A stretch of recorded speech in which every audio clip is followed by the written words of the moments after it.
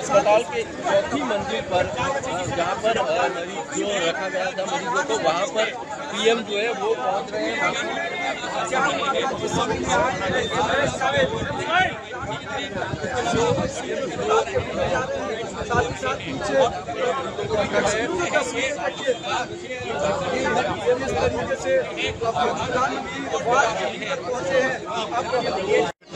અમદાવાદની અંદર ગઈકાલે બની અને તેની અંદર 241 લોકો જે પ્લેનની અંદર સવાર હતા તેના મૃત્યુ થયા છે। આ ઉપરાંત દુર્ઘટના સમયે આસપાસમાં જે લોકો હતા, ડૉક્ટર મેસની અંદર જે લોકો હતા, ડૉક્ટર ક્વાર્ટરની અંદર જે લોકો હતા, અથવા તો ડૉક્ટર મેસ અને ડૉક્ટર ક્વાર્ટરની આસપાસના રહેણાંક વિસ્તારની અંદર જે લોકો હતા તેમના પણ મૃત્યુ થયા છે। ગૃહ રાજ્યમંત્રી હર્ષ સંઘવી અત્યારે અહીંયા તમામ લોકો પણ અહીંયા પહોંચ્યા છે। મુખ્યમંત્રી ભૂપેન્દ્ર પટેલ, ગૃહ રાજ્યમંત્રી હર્ષ સંઘવી પણ અહીંયા પહોંચ્યા છે।